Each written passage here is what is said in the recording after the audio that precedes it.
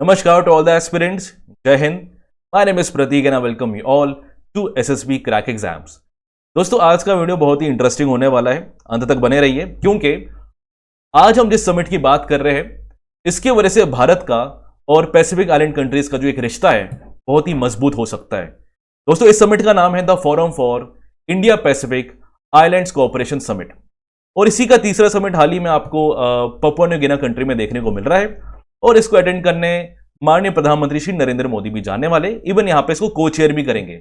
तो दोस्तों जानना बहुत ही जरूरी है आज के वीडियो में। सबसे पहले ये समिट है क्या भाई, है ना, इसका पूरा बैकग्राउंड क्या रहा है, क्या इसका पर्पस है और आखिर यहाँ पे भारत पैसिफिक रीजन में इतना इंटरेस्टेड क्यों है भाई, कुछ तो होगा मामला तभी तो इतना इंटरेस्ट दिख रहा है। तो ये सारी चीजों को आज हम क्या करेंगे, डिटेल में डिस्कस करेंगे। तो चलिए दोस्तों शुरू करते हैं और बात करते हैं सबसे पहले तो खबर की। तो पहले भाई बात करेंगे मैप की, कहां पे पपुआ न्यू गिनी है। तो ये जो कंट्री बड़ा फनी सा नाम है बट बहरहाल ये एक पैसिफिक आइलैंड कंट्री है, आप यहां पे मैप में देख सकते हो, ठीक है। और इसी के एक शहर में जिसका नाम है पोर्ट मोर्सबी, आप यहां पे देख सकते हो। यहां पे होने वाला है फिपिक का तीसरा समिट, है ना। फुल फॉर्म क्या मैंने ऑलरेडी आपको बता दिया है। ये समिट हो रहा है भैया 22 मई को और इसको को चेयर करेंगे हमारे जो प्राइम मिनिस्टर नरेंद्र मोदी जी है और इनका साथ यहां पे कौन देंगे, इसी कंट्री के जो पीएम है इनका नाम है जेम्स मरापे, है ना। तो सिंपल बात है कि मोदी जी और साथ साथ जेम्स मरापे दोनों मिलकर क्या करेंगे, इस समिट को को चेयर करेंगे, ठीक है। आपको दोस्तों बोलना पसंद करूंगा कि इसी के साथ मोदी जी भारत के पहले ऐसे प्रधानमंत्री बन चुके हैं जो यहां पे पपुआ न्यू गिनी का यहां पे पहली बार विजिट कर रहे हैं। तो बड़ा ऐतिहासिक पल, आप यहां पे इस पिक्चर में देख सकते हो कि अभी तो हर कोई G7 समिट की बात कर रहा है ना, जो जापान हिरोशिमा में होगा, है ना।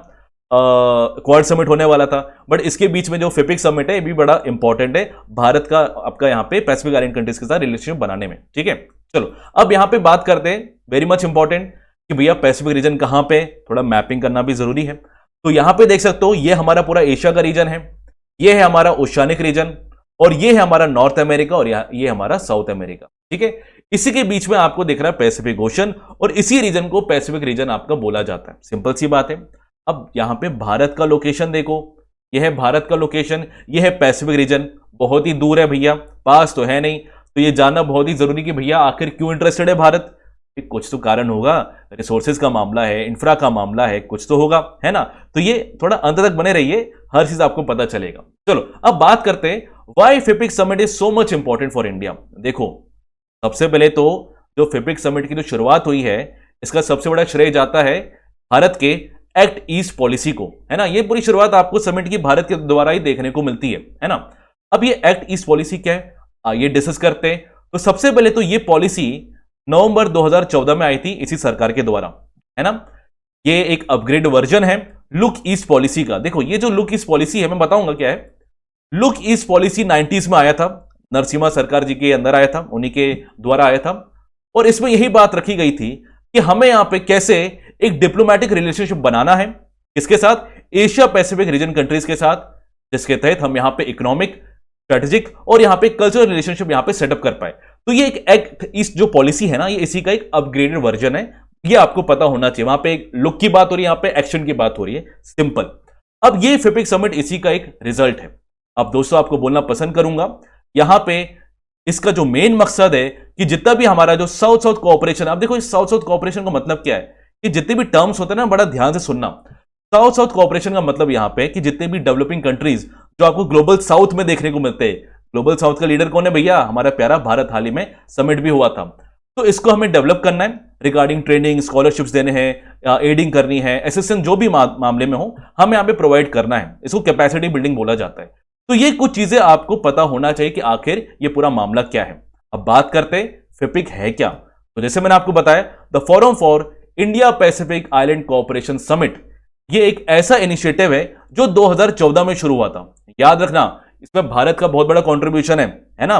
और 2014 से इसकी शुरुआत हुई है। इंडिया के अलावा 14 पैसिफिक आइलैंड कंट्रीज देखने को मिलते हैं, जैसे फिजी। अब देखो फिजी तो पैसिफिक में देखा जाए सबसे बड़ा कंट्री है ना। यहाँ पे इंडियन की पॉपुलेशन बहुत ही ज्यादा है, ये ब्रिटिश टाइम से देखने को मिलता है, ठीक है। पपुआ न्यू गिनी जहां पे समिट हो रहा है भाई साहब, टोंगा, तुवालू, किरिबाती, सुमाह, मतलब बहुत सारे अजीब से नाम है, थोड़ा देख लो, है ना। वनुआता, नोयू और क्या भी है, the federal states of Micronesia, the Republic of Marshall Islands, cook island, Palau, Nauru और यहाँ पे सोलोमन आइलैंड्स। अब यहाँ पे बड़े अच्छे से मैप में देखो, ये सारे मैंने आपको मेंशन किए हुए आपको अच्छे से लोकेशन आपको ट्रेस आउट हो जाएंगे। ठीक है, चलो अब बात करते हैं, it is very much important कि आखिर इंडो पैसिफिक रीजन इतना इंपॉर्टेंट क्यों है भाई साहब। कुछ तो रीजन होगा। इसका सबसे बड़ा रीजन है कि भैया सबसे पहले तो ये अपने में ही 38 कंट्रीज को कवर कर रहा है ना। वर्ल्ड सरफेस एरिया के हिसाब से देखा जाए 44% होल्ड कर रहा है, और पॉपुलेशन के हिसाब से देखा जाए you will see the 65% of the population आपका इंडो पैसिफिक रीजन में रहते हैं। भैया ये रीजन भैया हाईली रिसोर्सफुल आपका हाईली रिसोर्सफुल वाला एरिया है। आप कैसे आप इसको भूल सकते हो, है ना। जीडीपी के हिसाब से देखा जाए तो 62% आपका होल्ड करता है ये रीजन।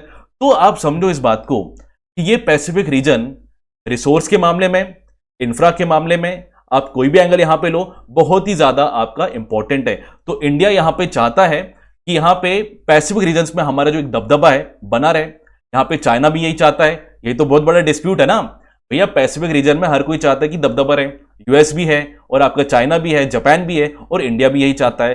तो इंडिया का यही बहुत बड़ा इंटरेस्ट है कि हमें यहां पे व्यापार बढ़ाना है, ट्रेड बढ़ाना है, और यहां पे जितना हो सके हमें क्या करना है, एनर्जी को यहां पे कंज्यूम करना है, मतलब एक तरीके से अपने बेनिफिट के लिए। तो ये आपका बहुत बड़ा रीजन है, इसके वजह से ये फिपिक समिट हमें देखने को मिलता है।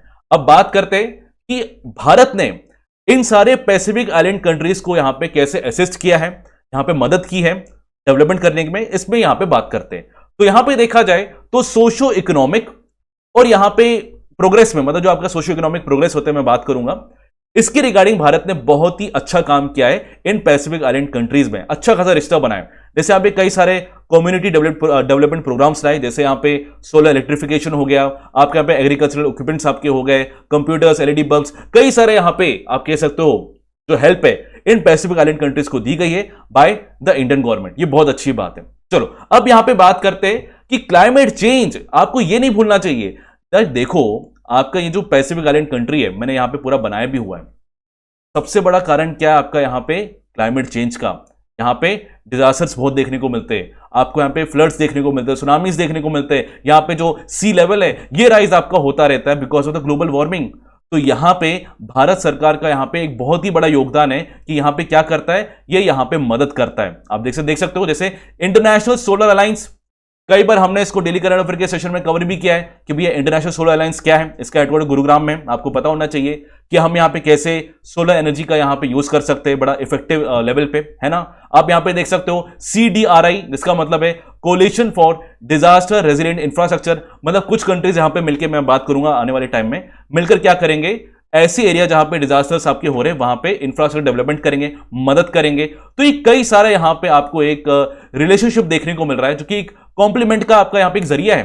देखो भारत यहां पे बहुत ही अच्छा काम करता है, पैसिफिक आइलैंड कंट्रीज में मदद करता है डिजास्टर में। जैसे इसकी बात करो, CDRI की बात करो भैया, इसके अंदर भारत, आपका ऑस्ट्रेलिया, यूके और कई सारे जो स्मॉल आइलैंड डेवलपिंग आपके जो स्टेट्स है, जिसको SIDS बोला जाता है, इनके द्वारा आपको infrastructure for resilient island states, जो आपका यहां पे IRIS इसको बोला जाता है, इसको 2 नवंबर 2021 में आपका यहां पे लॉन्च कर दिया गया था। क्यों किया गया था कि हम यहां पे जितने भी स्मॉल हमारे जो डेवलपिंग जो आइलैंड है, इनके यहां पे डिजास्टर में मदद कर पाए और इनको यहां पे टेक्नोलॉजी, फाइनेंस और जो भी नेसेसरी इंफॉर्मेशन से इनको यहां पे प्रोवाइड करे, किनको, पैसिफिक आइलैंड कंट्रीज को। तो यहां पे भारत भी इसका क्या है, इसका हिस्सेदार है।